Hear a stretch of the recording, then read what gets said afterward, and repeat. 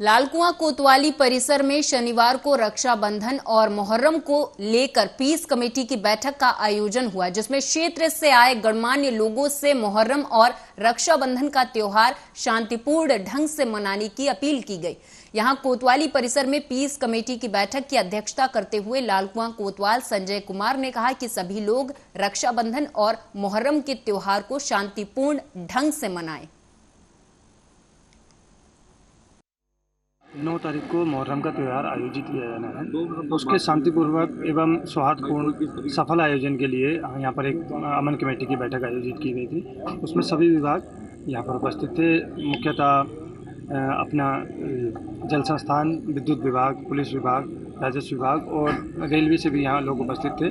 मुख्यतः उनको निर्देशित किया गया है कि जो ताजिए की ऊंचाई हो उसको वो सीमित रखें, ताकि कहीं पर भी वो बिजली के तारों में या कहीं भी भिड़े ना।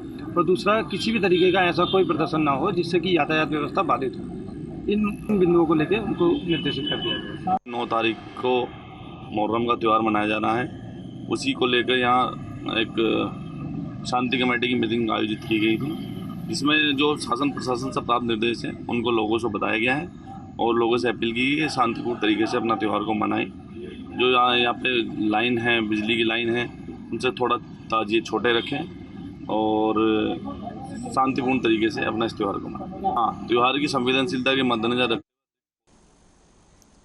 अगली खबर हरिद्वार से है, जहां DIG SSP Haridwar doctor Yogendra Singh Rawat ने एक उपाधीक्षक सहित 4 सब इंस्पेक्टर और 1 इंस्पेक्टर को कार्य का आवंटन किया है। पुलिस उपाधीक्षक मनोज कुमार ठाकुर अब क्षेत्राधिकारी नगर पद पर नियुक्त किए गए हैं। इसी के साथ रमेश तनवार अब प्रभारी निरीक्षक कोतवाली रानीपुर और उप निरीक्षक देवेंद्र तोमर थाना पथरी में नियुक्त किए गए। हालांकि इस दौरान कई और तबादले भी हुए हैं।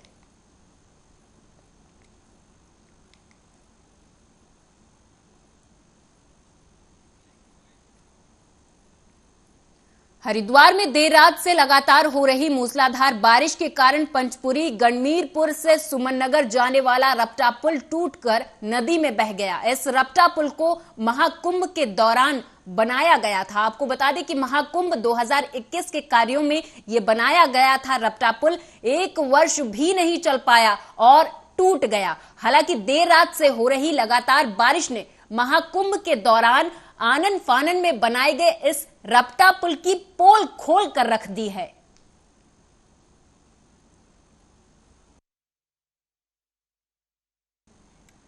बारिश की वजह से रपटा पुल टूटकर बह गया, जिसकी वजह से अब स्थानीय लोगों में रोष व्याप्त है। वहीं स्थानीय लोगों का कहना है कि आखिर ये कैसा पुल था जिसकी वजह से हमें इतनी परेशानियों का सामना करना पड़ रहा। स्थानीय लोगों का कहना है कि आखिर ये कैसा पुल है जो इतने कम समय में ही टूट गया। आखिर अधिकारी कहां है और ये कैसी सौगात थी जो इतने कम समय तक ही टिक सकी।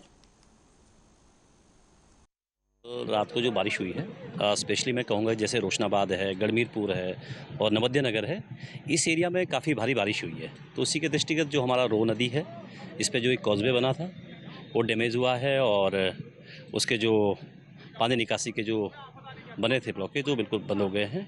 इसके अलावा जो नेक्स्ट गणमीरपुर वाला पुल है वो भी क्षतिग्रस्त हुआ है। इसके अतिरिक्त नवद्य नगर में कुछ आबादी को भी खतरा हुआ है।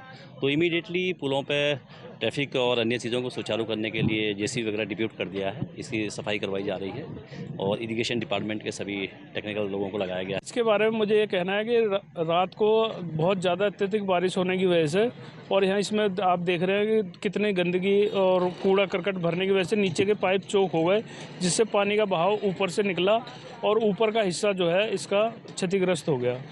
और इसको निरीक्षण करने के बाद हम इसको सही कराने की जो प्रक्रिया है वो कल से ही स्टार्ट कर देंगे और बिल्कुल इसकी पूरी जांच करी जाएगी कि किस वजह से या किस कारणों से ऐसा हुआ, इसके बारे में जांच की जाएगी। उच्च अधिकारियों को हम अपनी जांच रिपोर्ट सौंपेंगे जो भी होगा और इसके सही कराने की कार्रवाई कल शीघ्र शुरू कर दी जाएगी।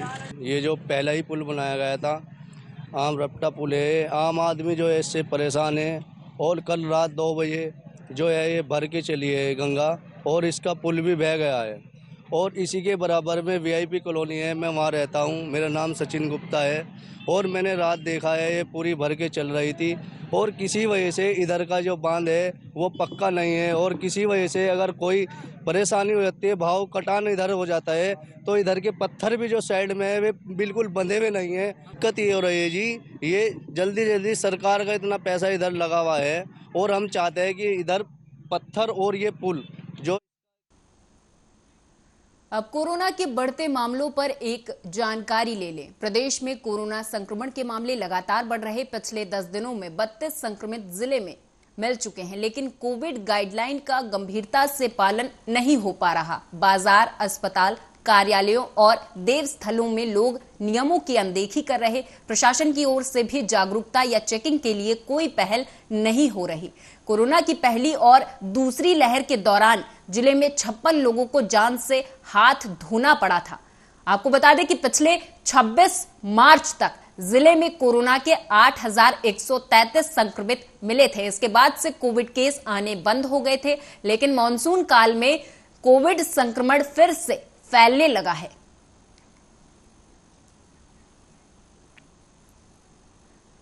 पंतनगर थाना क्षेत्र अंतर्गत शांतिपुरी तीसरी मिल के पास ट्रेन की चपेट में आने से एक युवक की मौत हो गई। सूचना के बाद मौके पर पहुंची पुलिस ने मृतक के शव को कब्जे में ले लिया है और घटना की सूचना उसके परिजनों को दे दी। बताते चले कि आज सुबह कासगंज से लालकुआं आ रही पैसेंजर ट्रेन पंतनगर थाना क्षेत्र के शांतिपुरी तीसरी मिल के पास ट्रैक से गुजर रही थी।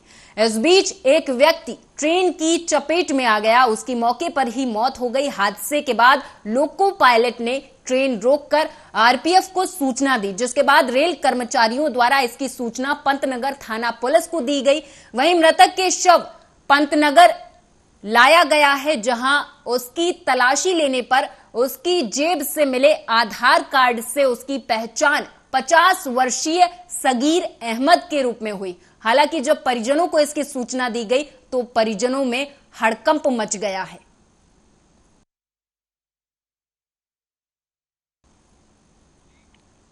और मेरे साथ इस खास पेशकश में बस इतना ही। आप देखते रहिए आर्या न्यूज।